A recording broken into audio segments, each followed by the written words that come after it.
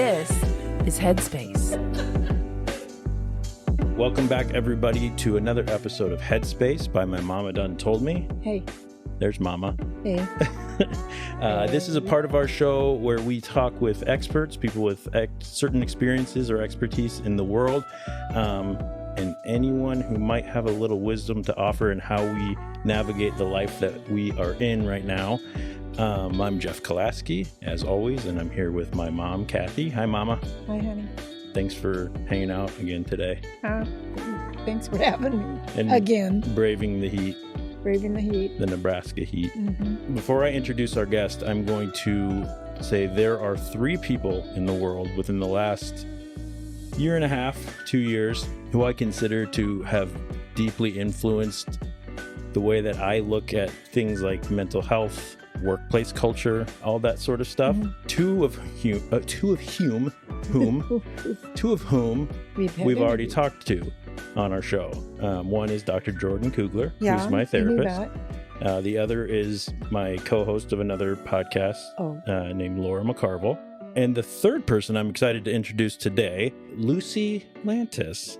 Hey, Hi, Lucy. Hi, what a generous compliment. Thank you. So Lucy is the founder of Inward Inquiry, LLC. Lucy helps people and teams learn how to listen better, reflect deeper, right? Mm-hmm. And show up a little bit more fully, especially into we're going to kind of focus on the organizational workplace side of things. She does more than that. I know she works one-on-one. You work one-on-one with people as well, but we're going to focus a little bit today on how I know you, which is through organizational help and culture work and things like that.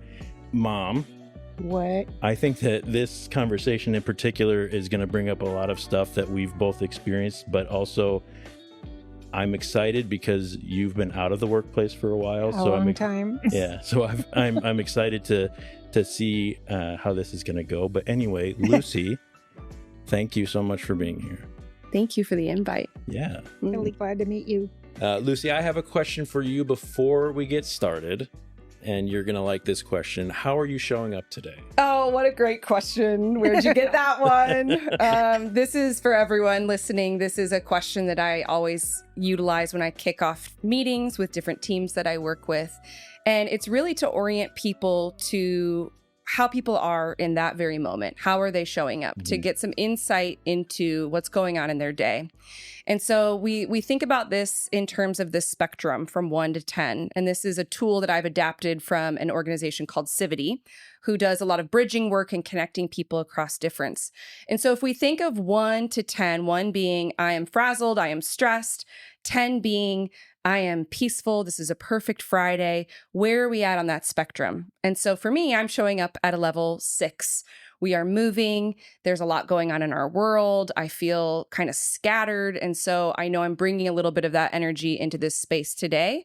But it's important for you all to know that because that's where I'm at. So how about you, Kathy? So I'm probably at a level 6 too, maybe. Yeah. I don't know.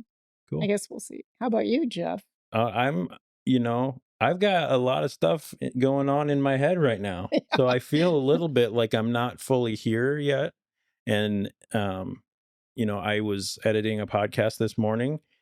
My phone kept going off. There's a little stuff happening at work and like that I was getting messages about. And then, some stuff at home, nothing bad, but just stuff happening. And so my mind wasn't really in it. And then I was having trouble with the tailgate in my truck not opening. And so I was just sweating to death there. Then, coming here, sweating to death, setting things up, hoping that I've got everything running right and everything. Mm-hmm. So sitting down and just trying to get into a space where I can be open and be myself and, not have to think so much about all the other stuff that's happening. Yeah. I'll get there. I can already feel myself getting there. Yeah. So it's good. But I also just, so I don't know if there's a number to put on it, but I just, I'm comfortable talking to you about anything. And I have a respect and trust with Lucy. So it's not hard for me to open up at all. Mm-hmm. So anyway, that's where I'm at. So thanks for asking. Thank you for sharing. So let's get to know Lucy Lantis a little bit more. Tell us about what you do, who you are, I know we sort of alluded to that already, but yeah, the work that you do. Mm-hmm. So I'm an organizational facilitator. And what that means is I work with primarily teams in organizations to help them connect deeper in their relationships while still maintaining that healthy professionalism, and to really intentionally create a workplace culture that feels unique to them, but right, and a sense of belonging for all. And so helping them to craft that together. Yeah. What drew you to that work? Why did you get into that? Yeah, I think there's a lot of different reasons. There's not like this one light bulb, but I'll give you maybe a couple reasons that led me down that path. My very first job that I had out of college was pretty horrific as far as culture goes. And I didn't have any frame of reference for what life was supposed to be like in a workplace as a professional. And when you don't have a comparison, you don't know what's considered like normal in quotes, you kind of just get into the groove and you sink into the culture of that place. But I was feeling so much stress and anxiety just being there, and all of the practices and the things that happened. It was a sales job, and you'd kind of get called up in front of everyone each week to talk through your lead list and why you hadn't made the sale. So there was like some like public humiliation that would happen that was really like normalized as part of this industry's culture. And nobody really around me was as taken aback by this as I was. And I just remember thinking, if someone else was like, this isn't okay, I think it would have been a different experience for me. And so that was my first job. I did not stay long. It did not really align with me. It sounds awful to me personally, but yeah. It was stressful. So that planted the seed, and I didn't have the language back then for like, this workplace culture isn't, what I want, but I knew it didn't feel right. And so that planted the seed for even thinking about the norms and the behaviors and the ways that people were engaging and relating in relationship to leadership. And so that was an original kind of thing that struck me.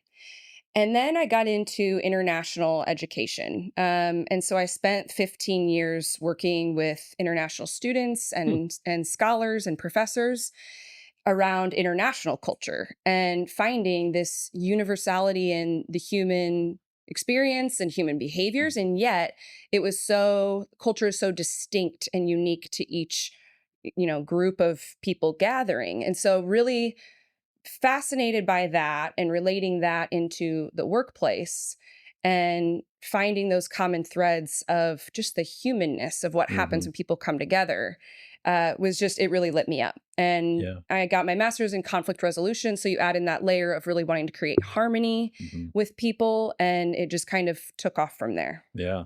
I'm curious. So historically, even at the beginning of my working life, and Mom, I know your working life was basically ending when mine was starting. Pretty much, right? In a way. Yeah. I was working from home. Historically, in workplaces, I know there's been, not only was it not normal, but it was not necessarily even encouraged to even have feelings about work, or how. That's why this is so foreign to me. Yeah. This is so foreign to me. I don't get it. Yeah, because if you at all. Because if you in your experience, and you correct me if I'm wrong, but in your experience, if you were to show up and feel your feelings, or especially voice how those feelings are, it could cost you your job. Yes. It could cost you your reputation it at isn't that job. Where you looked for all the things that this provides, I think, from what I know of it, was not ever expected to be provided in a job when I was in the workforce. You went to work. Yeah. You had some work friends, and that's where you vented, and that's where you found your support, was with your work friends. But with leadership, never. Yeah. And I don't get it yet. To me, it seems like and I'm probably way off on this. I just don't understand it's your experience. But it's like, to me, it encourages people to say, well, this isn't fitting my needs, so I'm going to find a different job. And so they job, and you go to a different job and a different job and a different job, looking for that fulfillment that I'm not sure you can ever really find at work. Can Can I ask a follow-up question? Because this Sure. is so interesting Sure. to me, the different ways that generations view this type of thing. Yeah. And so I guess it's why do you think? So if you flash back to when you were in the workplace, why do you think it was kind of compartmentalized, the not bringing your whole self to work? Like because it just, I don't know. I mean, that's a good question too, because I don't know the reason. It was just, for instance, I worked at the psychiatrist's office and managed it. And there was a lot of stuff there that probably now would make people's hair stand on end, as far as the culture and all that. But I needed the job. And I would have never walked away from it because of maybe just not liking the way certain therapists acted in the workplace or whatever. That would have,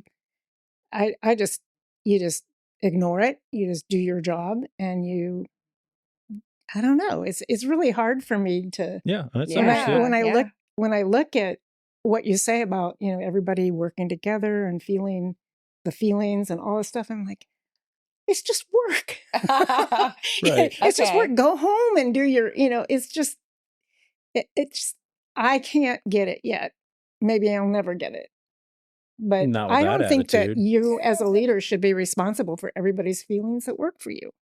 And I would really like to know how you will respond to that. Yeah, I have a lot of, this is really good stuff. No, this is great. I think these are I conversations. told Jeff I was kind of scared to do this episode because I just don't get this. No, I think this is where the good stuff is because again, this is about like differences in experience and in opinions and perspectives. Right. And when we dig into it, we'll probably both understand the other's perspective a little more. And so this is the kind of stuff that people need to be talking about at work because workplaces are multi-generational. And so, this is the stuff that people might feel, but they're not saying. And my goal is to create a space for that conversation to happen so we can go deeper. Yeah. I think, and I don't want to make assumptions from, your generation or anything, but I think there was a lot of duty and a lot of work is your job. This is how you provide. Right. And it's in this box and you go home and you live your life. Right. And I think that not only with the pandemic, but just with the way technology's evolved, people are kind of always on. They're always attached to their work and you can always access it. There's a different demand of work being a bigger part of your life or of your time and your energy. And so I think with that expectation, there has to be some support there to ensure it doesn't overtake your life.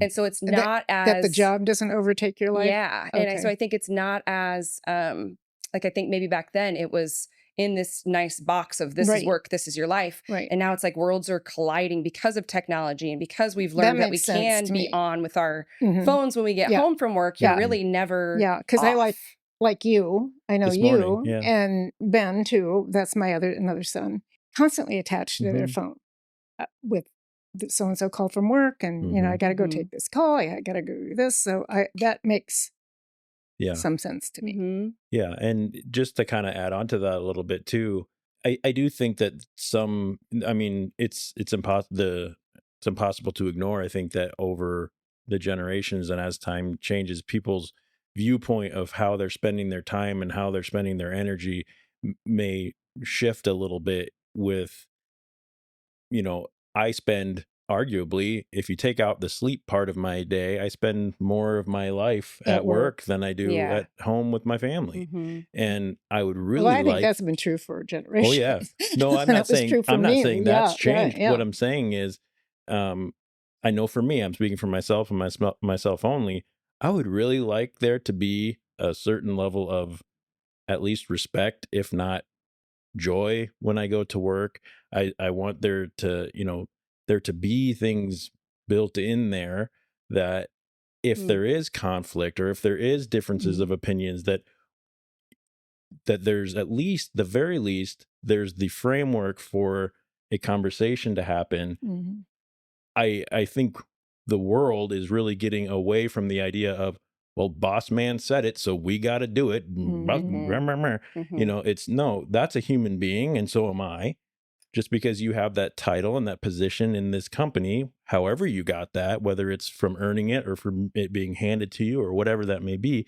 Yes, I believe there should be a respect for that innately, but at the same time, not necessarily as a human being. So if just because you have that title does not mean you get to treat me however you want. Just because, so what you had kind of alluded to earlier was like, you don't go to your, you don't just jump around because you're not happy there. I agree.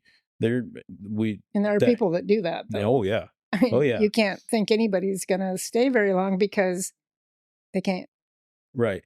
And and you're right. It's not necessarily, that's not necessarily, depending on who you're talking to, good work ethic either. Right. But at the same time, it's also, I don't believe it's okay to just be treated like trash and expected to do what and have nothing in place to keep people accountable if you're not treating people the right way. I do think that everyone deserves to be treated well, whether you're the first person, quote unquote, the lowest person on the totem pole or the very top. It doesn't give me any kind of right.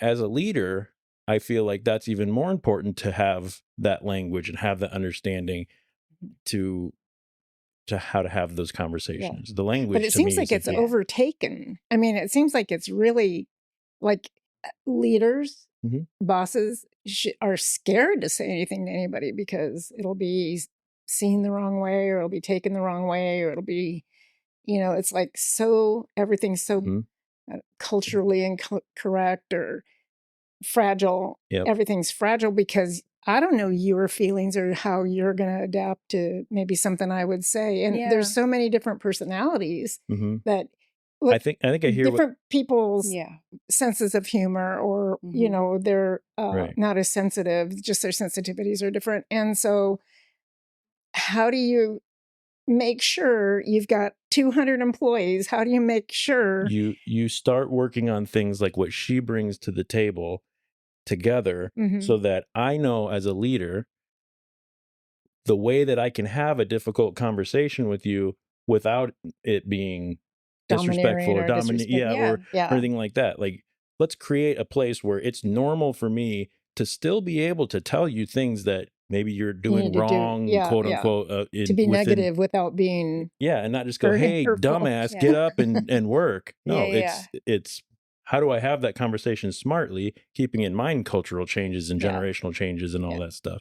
You haven't even said anything. I know, we're just like, hello, bye. No, I love this. Oh, I love listening. Like this is I'm a sponge here. And I think what you're saying, it's so valid. And I'm glad you're saying it, because I think there's a whole host of people who feel that and aren't brave enough to say it. And it's a part of this stuff that happens and festers at work. Yeah. And then you have really thoughtful, smart people who are keeping their mouth shut because of fear of making a misstep. And so I think the goal of a lot of the work that I do is this trust building, but also teaching people, like Jeff was saying, not just about how to have those conversations, but fostering a culture of we encourage these conversations and that we encourage repair if it does go awry, where nobody's getting the boot or called out or whatever you want to call it. It's creating intentionally that culture where we can be human, we can make missteps, and we're going to be okay because we give one another the benefit of the doubt. And that it takes intention. That doesn't just happen because humans show up at work with all of their baggage, their history, all of their stuff. And I'm not saying we pour that out on the table and we all talk about it. And yet that's the stuff that informs all these dynamics. And so we have to at least create the space to be able to have a conversation without getting into that level 10, people's traumas, people's all that kind of stuff. But like, how do we stay where it's relevant and moving the workplace forward so this stuff doesn't get in the way of doing the work we're here to do? Yeah, well, that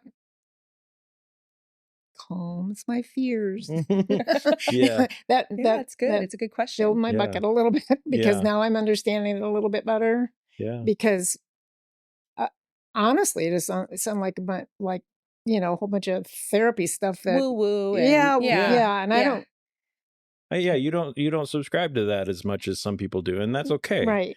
But I also know you well enough to know that it's important to you that everyone gets treated right and Yes. everyone gets treated Yeah. equally and fairly. And it, maybe some resilience has gone away, and we need to figure out how to foster that as well. Yeah. That's a spectrum too. Yeah, Yeah. absolutely. That's what I see missing, I guess, is the Mhm. resilience. It's like, okay, if everybody's just going to whine and get their way, then this is like, it doesn't sound like it's building strength. It seems like it's fostering dependence on whatever Mhm. you do or whatever you're doing with your people. And it's like you're having to hold these people up that are maybe sitting in their stuff. Yeah. I think it makes it really like illuminates who is that versus who's willing to work Right. at it. Okay. And I do think it's a spectrum. I think resilience, what you're Mhm. talking about, I think there's one end of you just pull yourself up by your bootstraps, Mhm. you keep your mouth shut, head down and work. And maybe that's, of the generation that like my parents grew up Yeah. in. And then I think on the other end, it's this constant whining. Yeah. There's Yeah. always something wrong and entitlement. Mhm. And I think we're trying to find this middle Yeah. ground Yeah. of a little bit of both, or Mhm. maybe Yes. not both, but something in between where Yeah. we can have conversations to get where it feels right. Healthy and healthy. resilience Yeah. without being like stuffing. Yes. Because Yeah. both, Stuffing it. neither are good. Yeah. Yeah, you shouldn't be beating someone down, but also you shouldn't, nothing should just be handed to you. Yeah. You should have Right. to work hard for stuff still. Right. And you do have a place and earn Right. Yeah. what you're doing, and Well, merit, what. yeah. I Whatever. think about this. We're going a little off script here, but that's good. That's what I like. I think about it sort of, obviously it's a different level of intimacy, but when you're in a marriage, right? If one or both people in that marriage were to expect that the other person should always bend to their will and should always, Yeah. and I should always get anything that, and you should never treat me a certain way, and this, that, and everything's wrong, and you made me feel a little bit uncomfortable, and this, that, whatever it may be. And, that's one extreme. And the other side, it's, well, you're my wife, or, well, you're my husband, Mhm. and you should do what I say just because I said it. Yeah. Right. And I'm, maybe, Mhm. a more traditional way to say, the man is the man of the house, and he should be, Mhm. and, women should find their place in the kitchen, and they should, I might put some grain over Barefoot my and voice pregnant. barefoot and pregnant. And You're there to make sure your man feels well when he gets back into the house. Like, and 1950s. yeah. Yeah. And if you step Step out of line, don't be surprised when you might get the back of the hand or something like that. God. She deserved but it. you know what- But yeah. you know what I mean? So there's Yeah. you've got both extremes. The goal of going to like marriage counseling, right, would be not to make one of the other two believe that One either or the other extreme Comply. is right. Yeah. It's Yeah. how do we Meet in the middle. and not so that only when the therapist is in the room are you getting along. Mhm. It's let's teach you how to talk to each other respectfully, keeping in mind there's a mediator, which is what Lucy does Mhm. a lot of, Mhm. is just mediating and listening to those conversations. Look Mhm. what she's doing right now. Yeah. She's sitting there actively listening to you and I talk, right? And so to me, that's important. Yep. Somebody who has experienced and researched and done work in this, creating a way for us to have a conversation, Mhm. creating language for us to take outside of that room, Mhm. creating a, even if it's like, hey, remember what we talked about in that last session? And this is where I'm coming from. Yeah. You Yeah. know, It's a it's touch huge. point. It's a reference Yeah. point that we Yeah. all have shared Yep. language and understanding Yep. about. There's Mhm. more goodwill there. Yeah. Mm-hmm. Yep. And you get the opportunity, like you said, to see where people are truly coming from. Mm-hmm. And then the benefit of the doubt comes in. Yeah. Mhm. Talk about that a lot. Yeah. Know that what we're doing here is coming, what I'm saying, what I'm asking, what I'm, as a leader, or if I'm the employee at the place, or however you're the technician or the associate or whatever it may be, where I don't have any quote unquote power, if you want to Mhm. call it that, or decision making Authority. authority, Mhm. that I'm not just the whipping post for whatever you want to do. I'm also a human being who can have good ideas, that can have Mhm. that sort of thing. And I also know how to approach Valid you points. as a leader Yeah. and say, Goes both hey, ways. here's a thought. Not you need to listen to me or I'm going to leave. Mhm. Yeah. Obviously, that's everyone's prerogative if you want to leave. But Mhm. the goal here is to create a Mhm. place where I don't hate going in there. Mhm. My people don't hate going in there, Mhm. because I know that even if we disagree, we're going to have a respectful and Right. meaningful conversation. I know we talked about what kind Yeah. of drew you to this, and that's Yeah. interesting, but this is called Headspace. So I'm wondering, you must get something out of this. What's your Tremendously. Yeah. Yeah, I I mean, do. I get a lot out of it. And I Yeah. think, while bearing in mind that spectrum of wanting to keep it at a 4.5, I'll Mhm. share that I think we're informed by our upbringings and Mhm. by our family dynamics. And I am the middle child of 5, and just a lot of I was kind of the mediator Mhm. in my Mhm. upbringing, and found a lot of meaning and in creating harmony and peace. Yeah. And so I think no matter what we do, we always bring pieces of ourselves Yes. from our Mhm. upbringing. Mhm. And so I think that's a big part of the story. And it Yeah. led me to these other experiences that Mhm. I feel the most like myself when I'm doing things like this, where Mhm. where we get to have conversation and curiosity, and we learn. And like Mhm. I'm actively learning right now just from listening to you. Yeah. And that is, to me, like that's a huge part of why I do this, Mhm. because there's no day that looks the exact same. There's no team that has the same dynamic. Right.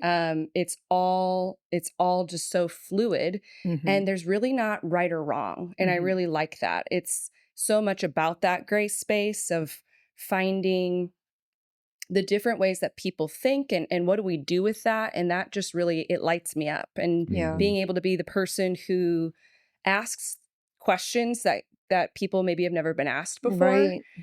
It's just a natural intimacy builder. So each group is a unique Very much so. combination Yeah. that you have to treat differently. Yeah. I would imagine. Yeah. And so Yeah. when we do like workplace culture, I think it sounds so kind of esoteric or Mhm. woo-woo, Mhm. but it's really just about like a set of behaviors and norms and values that groups of people share and then kind of abide by and have these like guiding principles. And so every group, while people may all value, respect and integrity and the obvious things, it's really getting into the weeds about what in particular about your organization and this set of people, what is the most important, and Mhm. then taking that value and attaching it to an action. And so Mhm. maybe in a workplace, this brave conversations or going to the source when there's conflict, like maybe that is a real core value based on the work that they do. Mhm. That would be something that is imperative for that team to function well. And so figuring out what those detailed things are for each team is Yeah. just so interesting Yeah. to me. Well, I can see how important that would be. Yeah. And how beneficial it can be too. Yeah. And for me, just those things that you're talking about, we have a little bit more, I guess, of the ability to be a little bit more picky or choosy on who we interact with and how we interact with them in our personal lives. But we get into the workplace, Right. and the Yeah. hope is that, for me personally, I'm talking about Jeff here.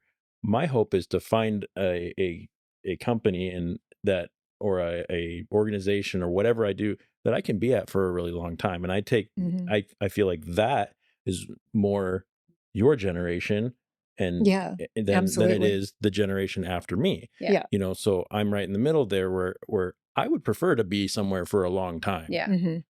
And also understanding that I'm not just going to stay somewhere because I'm there. Yeah. Totally. Anyway, to all that to be said, we get to be a little more picky and choosy about who we spend time with in our personal lives. But at work, more often than not, unless you're the only one hiring people and you have no feelings about letting them go if they don't mesh with you, Mhm. and that's your way of working, which I don't really love that either. Mhm. It all changes when we get to work, because we have to are exposed to the gamut of class and culture, upbringing, Just and personality. race Mhm. and I mean, just gender and personality. generation, Yeah. personalities, Work Everything. all of style. Yeah. Yeah. yeah. So finding a way to integrate those for you, Lucy, it's got to be, I would imagine that's got to be exciting, Mhm. because it feels like it would be exciting to me. Mhm. And at the same time, as the people in it, Yeah. it's like, "Woo!" yeah, it can be intimidating. It can Yeah. be scary, especially if you haven't experienced, if you've never worked with Generation Alpha, Yeah. and now they're making their way into the workforce, and you're like, I have no idea how to talk to you, like you had mentioned, and I have no Yeah. idea how, Yeah. what it was like to be born into the age of the information age or No, whatever, no idea. so. And that's going to continue to happen as I Yeah. continue to age, and as more people come Yeah. into the workforce, that's going to happen. So Can I real quick please, just add yeah. in? And that's why it's so important to actually create the space to ask those questions, because I don't think someone would normally go up to someone in the workplace and be like, what was it like to work in the 1960s? Or what Right. was, you know what I mean? And so if you're actually creating space where that's the intention, is to get to understand different parts of who you are, you're having conversations you never would otherwise, and you're getting understanding into your coworker in a way that is meaningful but also not offensive. To have to guess what someone would want to answer or not. Right. And so as a facilitator, I get to think about what are things that I don't think people are talking about or asking one another, and then creating the space to have those conversations. And something that I have found is really important in this work is, it started when I was working with international students. And I found the ones who would come into my office and ask me the questions about the things that they saw or noticed or had concerns about within American culture. They were the ones who adapted the best and thrived the most. So if they came in and they're like, Miss Lucy, why is it that Americans always ask me how I'm doing, but they don't stop to listen to the answer? Oh, yeah. And I'm like, that's a really good point. question. We do Let's do that. dig into that. Let's dig into that. Or, Miss Lucy, why is it that everyone sends their grandparents, their elders off to homes and don't take care of them? Like, yeah, that's another piece of American culture that I'm so inundated in. Not that I think it's right, but it's a part of, it's normal to us. Yeah. And so if you don't create the opportunity for people to actually address and name and ask questions about and get curious about things that are coming up in them, it kind of festers. And then from there, who knows what happens with it? People can get into, resentment, frustration, tension, conflict, you name it. But if we are proactively trying to address things ahead of time, it creates that resilient environment where there is space for people to repair if there is a misstep, because we've done all this kind of legwork. Right. Yeah, Makes total sense. not just to be touchy-feely and be, because that doesn't resonate with everybody. No. The goal is also, like you just said, to create more resilience, but it's a resilience, not just a take every, it's a resilience from understanding. Yes. And Instead of it's just really from understanding, not from just being told you got to buck up and move work. forward. Yeah. get a thicker skin and take the beating. That's not the kind of resilience we're talking about. We're talking about resilience of, where is it, like, if we were not family and we worked together, and you asked me a question that, or did something that just kind of made me go, what, like, seriously? Like, well, I could then step back and go, well, I know based on the conversations that we've had that what you're wanting, or what your desire is coming from a good place, and from a place that I should give you the benefit of the doubt when, and that you are hopefully giving me the benefit of the doubt. The other thing is, what is your generational, we've talked about, what is, where are you coming from with Where are this? your roots? How do you mean that? And how do I receive that? Yeah. Well, that's huge. That's huge. Total different.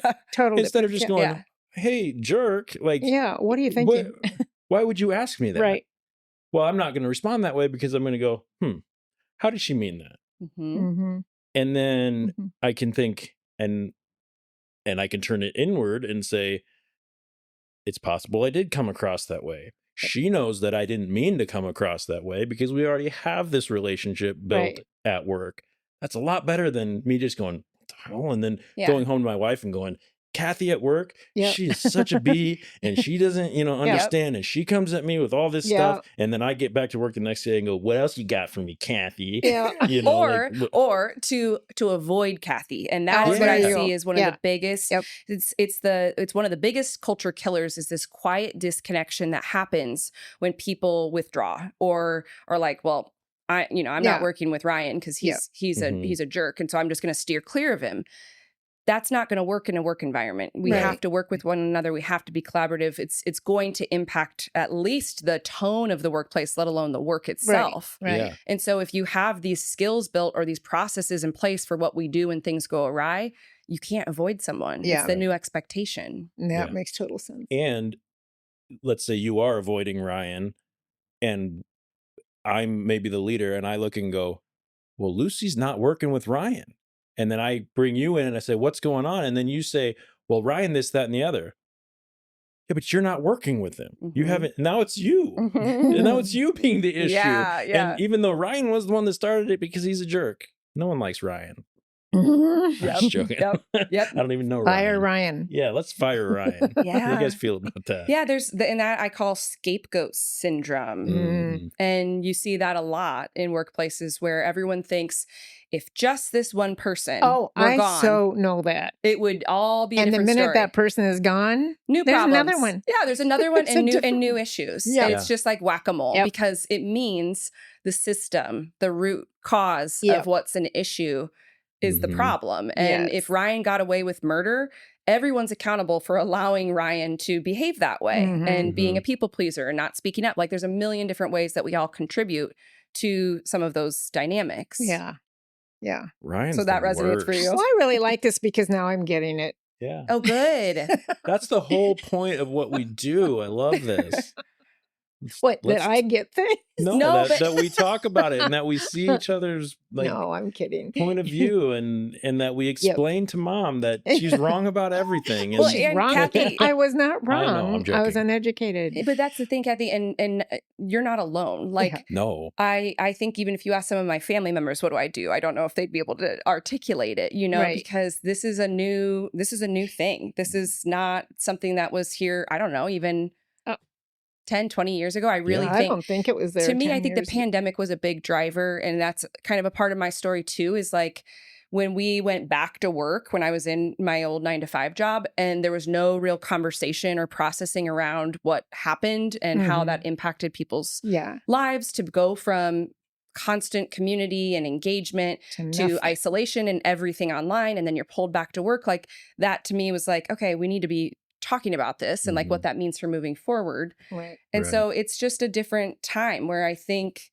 back to your point, people hop around. I think that's a byproduct of the pandemic, meaning everything's accessible and done remotely and it's possible where people have all these options now, no matter where they are, where they can work. I think it's going to level off and that now the culture, the environment of the workplace, that people are more inclined to say, we really need to get this in line so that people want to stay, so that we create a place where people don't want to job hop. Right. And I think we're getting there and people are figuring it out and organizations are realizing, oh, this culture stuff, like it actually matters. It can make or break people's experience. Yeah, all day for sure. I can see that now because I really can. It kind of leads me to this next thing that I wanted to get into, belonging at work. I think that kind of teeters on the edge of sort of what you were talking about too on I don't need to belong at work. It gets work, I have kids at home and a husband and all this stuff. I don't need to belong here. Is it important to quote unquote belong when you're at work or to quote unquote get along? Like that's sort of, give me your professional opinion on that. Like, is it just getting along or is it a belonging? Individual versus identity versus belonging, all that good stuff.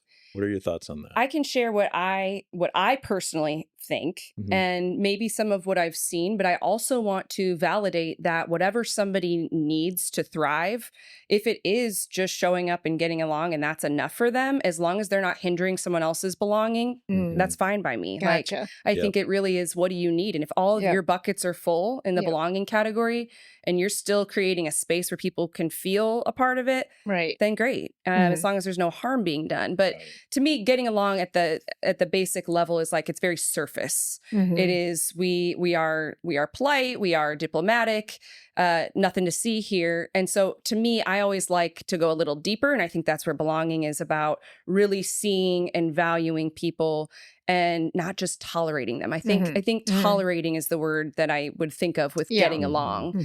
And that to me, on a very human level, like, doesn't feel good. I don't want someone to just tolerate me. I want them to like care. And I want them to, you know, not just say like, how was your weekend? I want them to know, you know, oh, how was it with your dad's birthday party? Like at that level, not all the way down. Like there's it's back to that spectrum of what we need to feel seen. So to me, belonging is important. You feel seen, valued, and even celebrated in some ways, or accepted. Whereas getting along to me is very surface and very much like just fitting in. I always felt like there were a few people I did that with, but not everybody. So when I talked about that earlier about having your work friends, you know, you have your work buddies, and you don't have that same level with everybody. Because if you, I think that would be fake. Yeah. I think your normal instinct is to pick somebody out that you connect to in some way, and you form a friendship. And it's not. I have a bad habit, and it's not a bad habit. I consider it a good. Well, but I have a habit. I have a habit of becoming like actual friends with the people that I work around. And again, I don't think that that's a bad habit. I think that's fine. And I take it very personally when there's people at work that I can't find that with. You know, and I that's something I constantly have to work on. You know, and that, so I end up becoming closer to the people at work than I am at, you know, friends outside of work.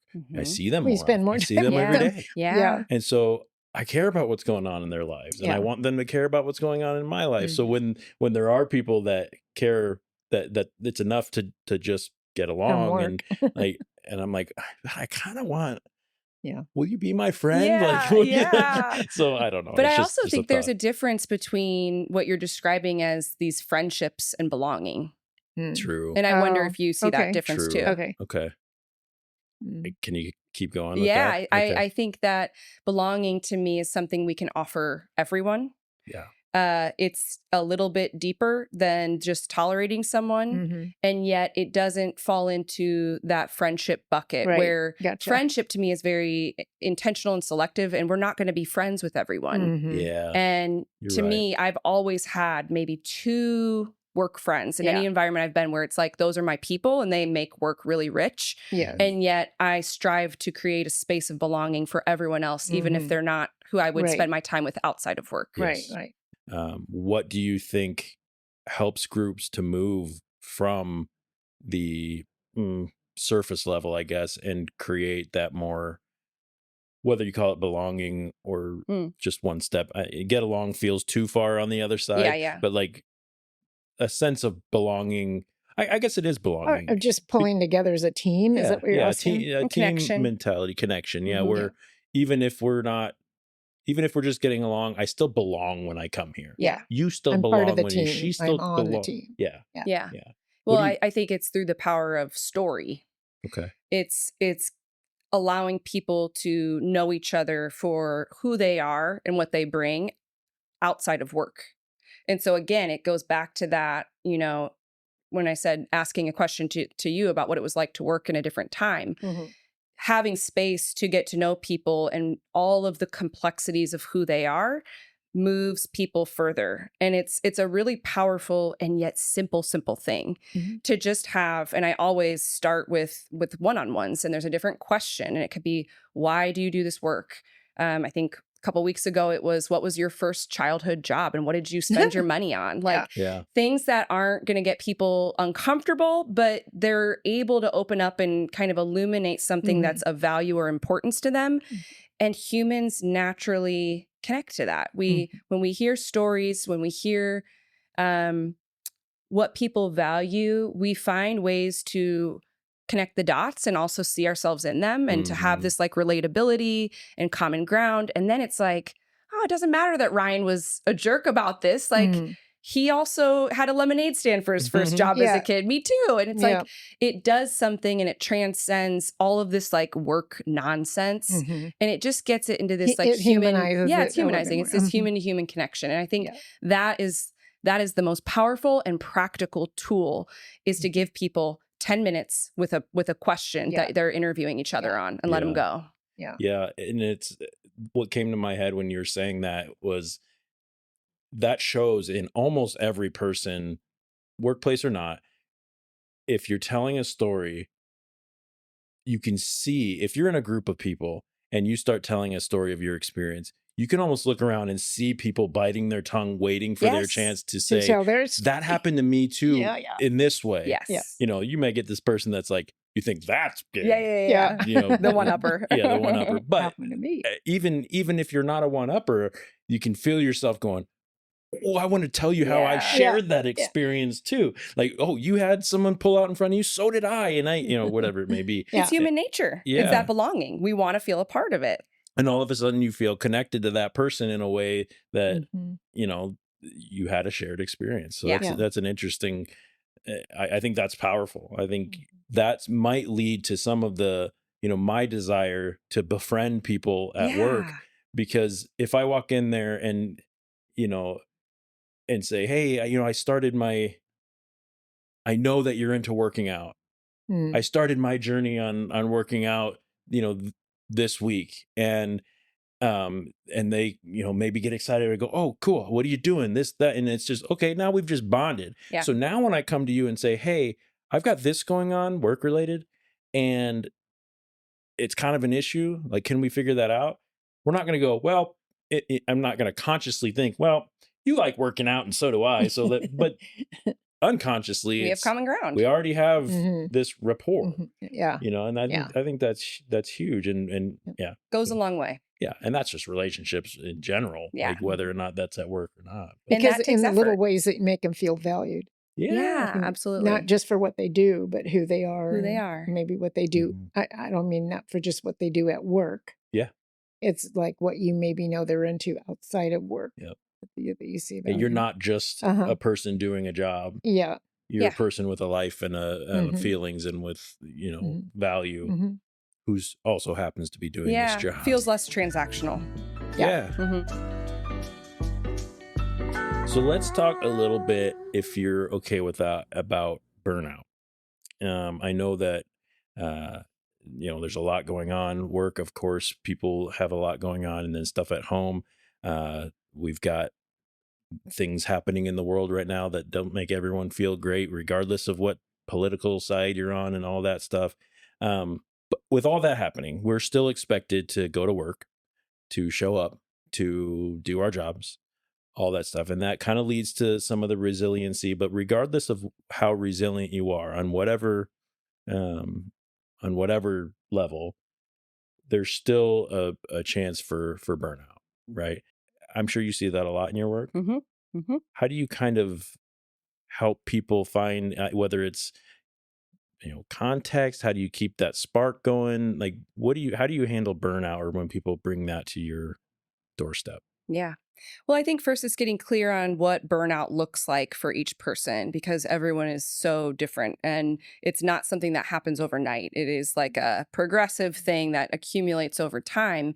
And if people are not connected to or aware of what those things are that are eventually going to burn you out, that's step one. It's just like that awareness of, what does that mean? Like, are you working into the evening? Are you, working on the weekends? Like, what are the things that lead to burnout? And it really looks different for everyone, because there's some people who are wired to be working, 60-hour work weeks, and that's no problem at all. And then there's some who are the primary caretakers of their kids or whatever. And so it's just getting clear on like what people's needs are, rather than assuming there's kind of a blanket formula for how much a person can take. And thriving at work. And so a lot of my work is just asking these questions and getting clear on people's needs and those tolerance levels.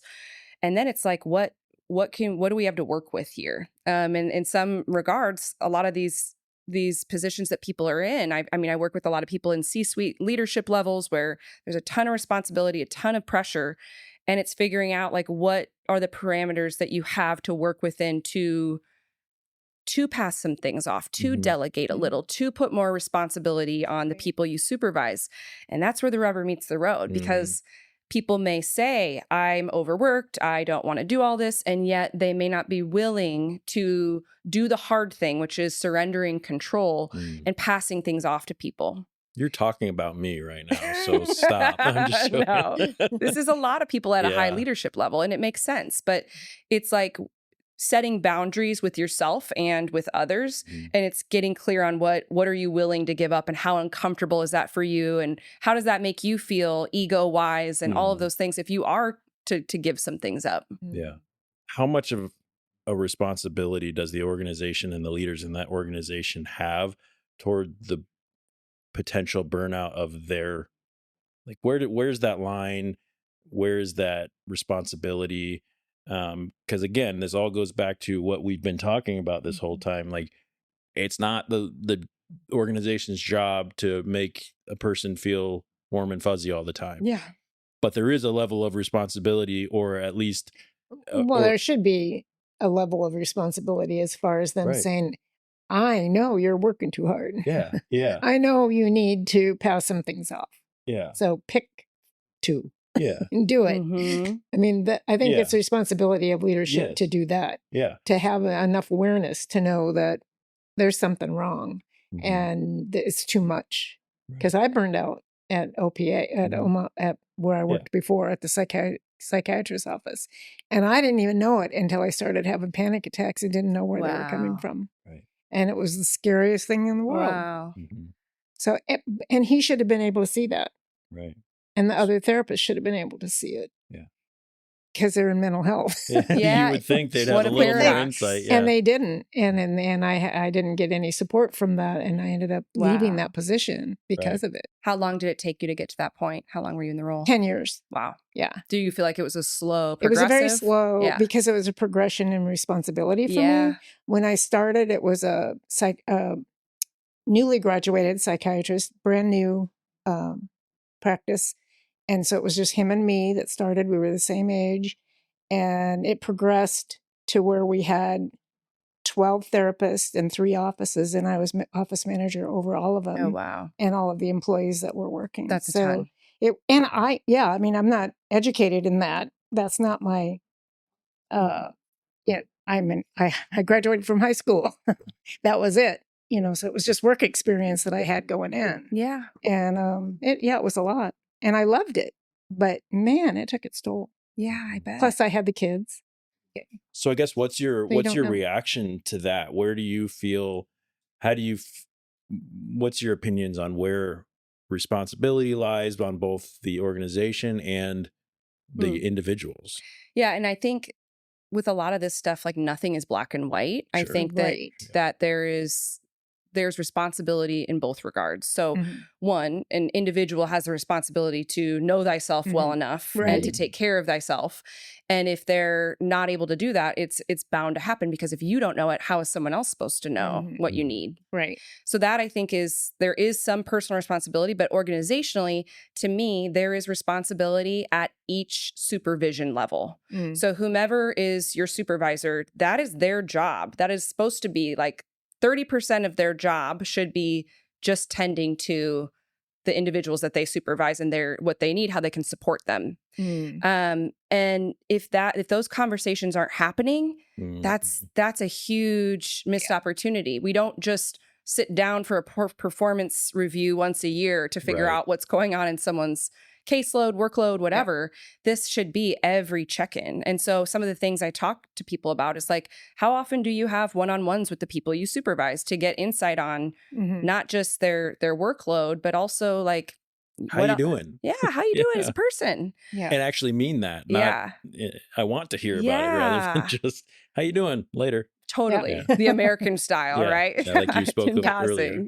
How you doing? And that just leads us right back to how important it is to have this to have some training, and how, I think about, if I think back to all the jobs that I've had and all the supervisors that I had, from immediate supervisors to all the way up to CEOs and board of directors and all that, to know there's a lot of them that wouldn't have the first idea how to and I've been in that place too. So not to put myself on any kind of a pedestal, but to even know how to have a conversation with you, to really check in with you, to do that. So that's why this type of training to me is so meaningful and so important, because you become more emotionally intelligent. You become more conversational and more understanding, and more, in order to have those conversations and know that if I call someone into my office, it's not because they're in trouble all the time. It's because you can sit down and just say, how are things going?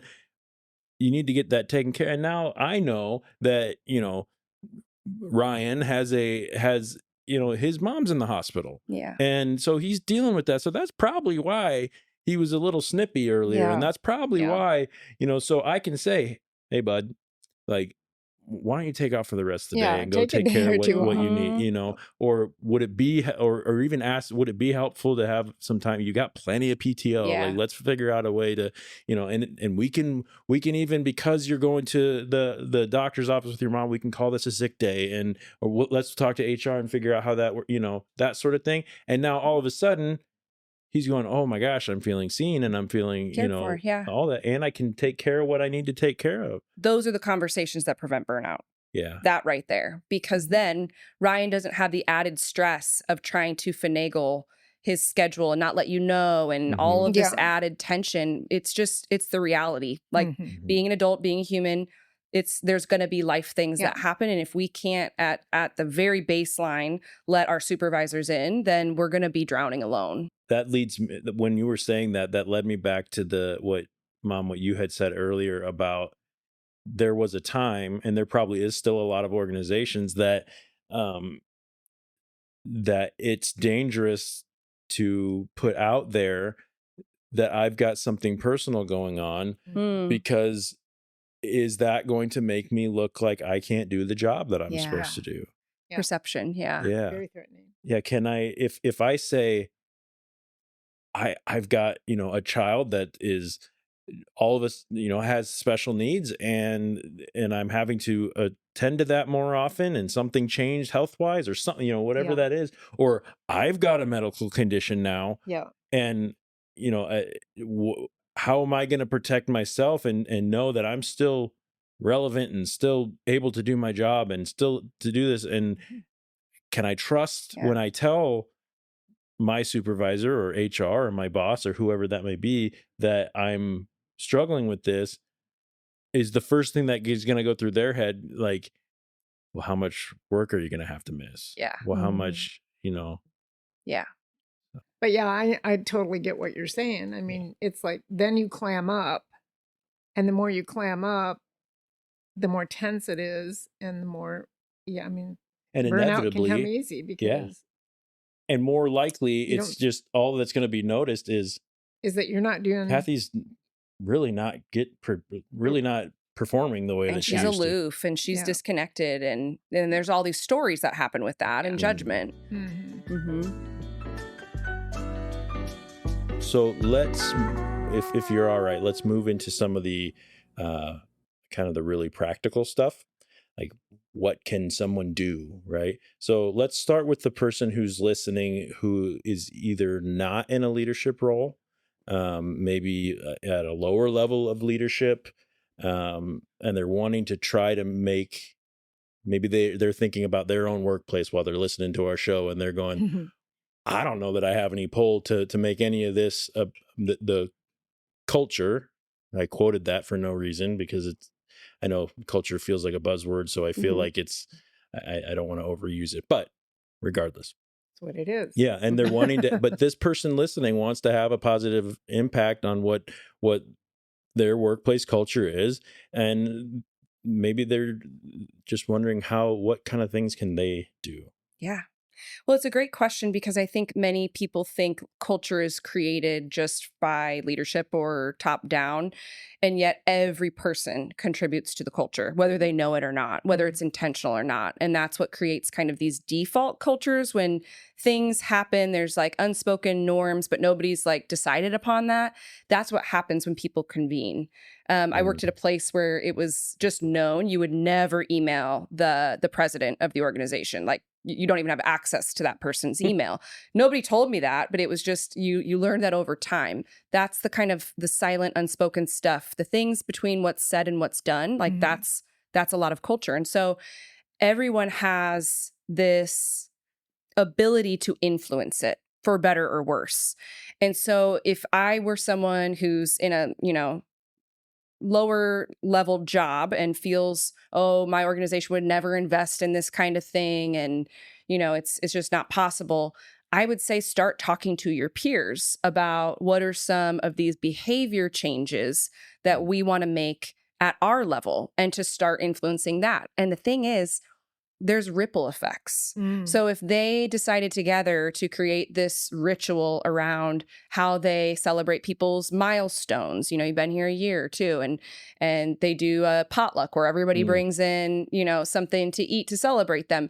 That is an aspect of culture. Anything that people are consistently and intentionally doing together and it becomes a norm, that is creating a healthy new piece of culture at their level. And so I work with teams because every area has a different culture within the organization. So organizational culture is such a big kind of umbrella. We have to start with teams and levels. And so I work with mid-management, I work with C-suite, I work with those lower team levels to create what is their intentional culture that's still in alignment with the organization's values and mission. Right. And so you don't necessarily need someone like me to come in. It can start with just this, quiet agreement on things that we're going to do consistently.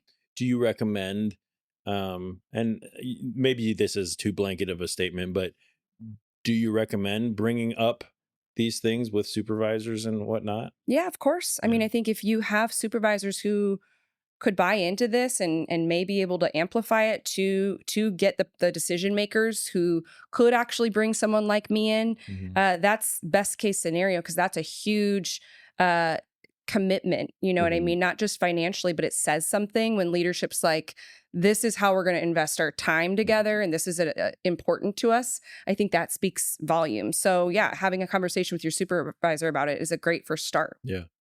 What happens if their organization just really isn't that interested, or you feel like, or maybe they feel like they can't approach that based on the culture or something like that? What is,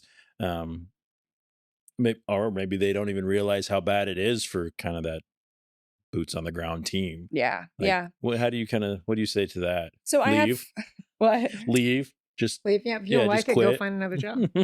It is an option. And when I work with people, that is always on the table. Like, you do not have to stay if this is a place that is not committed to evolving to become a better place for people. Right. And I think that's where people have to decide for themselves, like, what is their hard line around change and what's possible, and being really realistic about that.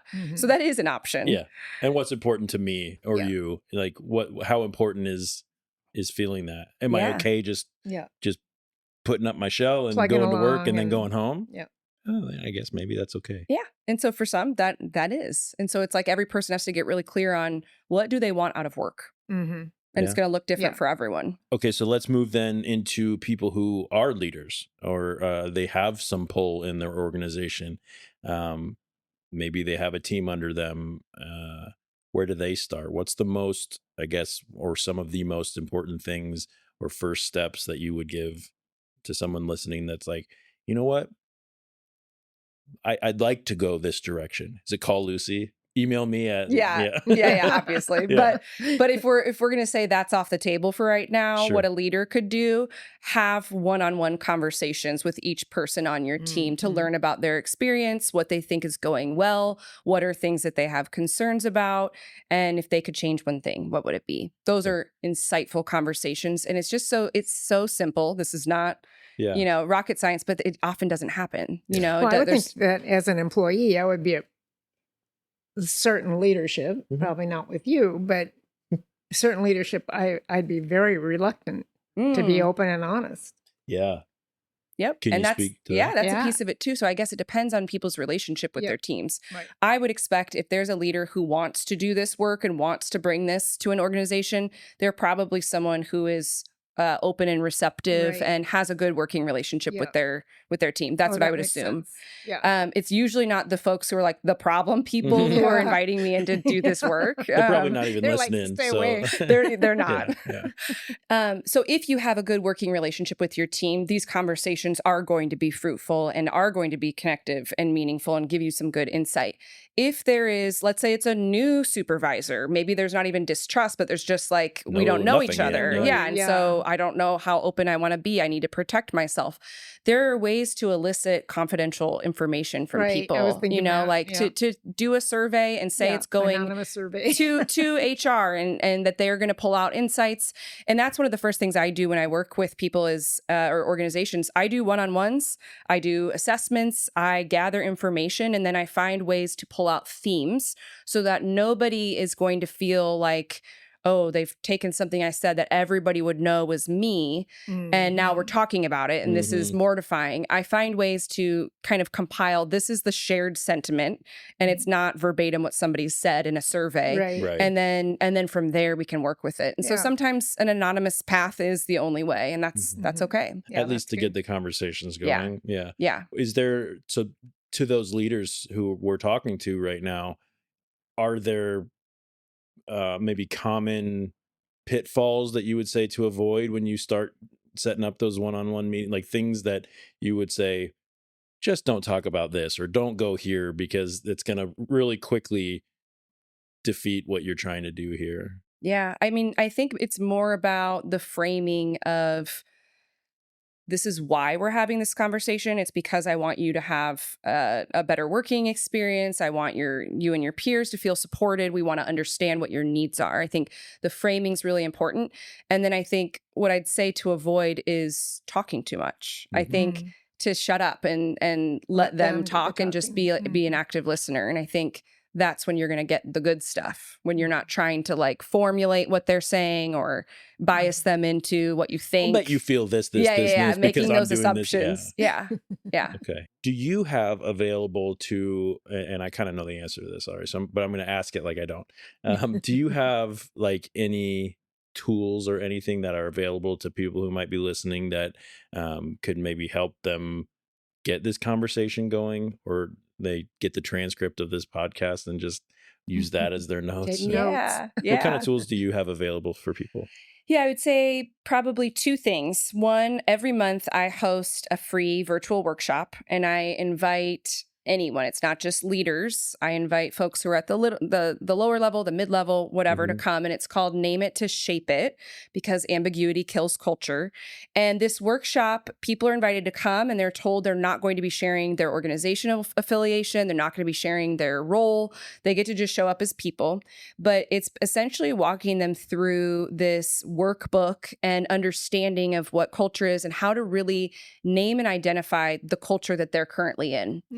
I think a lot of people I don't think a lot of people have like an elevator pitch on what their workplace culture is like. No. And so if you say, what's it like to work here? It's like, well, it's, it's all right. Or it sucks. Yeah. That's not very descriptive. No. And so in this workbook, people go through these exercises of like making or comparing their workplace culture to something, like making a simile. Like it's like a minefield. You never know what you're going to step on. You have to walk on Right. eggshells or things like that, to think creatively about how to describe it, and then going through and filling in these sentences about what it's like to work with colleagues, with leadership, and then the overall tone. And people come out of this workshop having a really clear idea if their workplace is in trouble or if they're actually doing pretty good.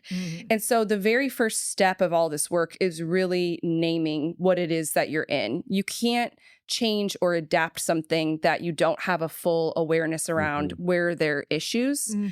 And so I would invite people to stay tuned for those monthly workshops. Where to can just they find that? Yeah, on my website, www.inwardinquiry.com, in the events section. Cool. Yeah, they're running every single month. And within that workshop, there are other tools. So similar, there's the kind of that check-in tool. And I've shared ways that people have adapted that. So I worked with a nonprofit last year who created their own spectrum tool where at the start of every meeting, they said, how are you showing up stress-wise? So one is, I am completely burnt out. I'm at capacity. I can't take anything else on. Another said, the level 10 is, I'm good. I'm zen. I can help people out. Knowing where people are at to start a meeting was a huge help. Another person did a time spectrum. So starting a meeting, there was people who were really poor with managing the meeting time. Some would come late, some would leave early. So they just from the get-go said, where are you at with time in this meeting? One is, I have to run early. I've got a meeting immediately after this, so I'm going to be jetting. 10 is, I'm wide open today. I could take notes for this meeting. And going around and having people share that, it gives insight into what people need for that particular moment or day or meeting. And so things like that, and you can make it whatever your organization needs. But again, it goes back to the power of naming things so that everyone's on the same page, everyone's in reality, no one's making assumptions about what's going on for people. All right. Well, Lucy, thank you so much for this conversation. I'm glad that we had the Friday open so that you could spend some time with us. You know that I like hanging out and talking about all of this stuff. And Mom, I like sitting and talking with you too. Always. So. Me too. Lucy, where can people find you? I know you just mentioned your website, but just again for this part of our show, where can people find you if they have questions or want to see what you do or reach out? So I'm on Instagram at Inward Inquiry. My website is www.inwardinquiry.com, and then my email is lucy@inwardinquiry.com. And people are welcome to just reach out. I love grabbing coffee and just having a conversation. It doesn't have to be super formal, but that's a good starting point. And I want to thank you both for having this conversation. It's just such a joy to work with you in this capacity and get to know you, Kathy. And this amplifies the work and the power of these types of conversations. And so I really appreciate you being willing to do that. Thank you. Thanks. Do you have anything else you want to plug or shout out while you have our captive audience listening right now? Yeah, I guess to please just stay tuned for my recurring free workshop that is hosted monthly, Name It to Shape It. I'd love to meet people and hear their culture stories. And if you show up there and say, I heard you on Headspace, but my mama done told me, she'll smile and say that's cool. I'll buy you a coffee. How about that? Shoot. Ooh. Dang. I wasn't gonna offer that up. There you go. It's always a pleasure to talk to you. Thank you for having us in your collective space here. And Lucy's information will be in our show notes. So we say show notes instead of show notes. Yeah, I've heard. Oh yeah, you listened. That's right. Yeah, you want to say show notes? Yeah, show notes. Show notes. Show notes. Yeah. We hope you keep your minds open and be kind to each other. We love you. Goodbye. Bye, everybody. Thanks, everyone. Can you tell our listeners that you love them? I love you so much. Peace. I love you. Oh, I love you too, Mom. You guys, you're so cute. Aw.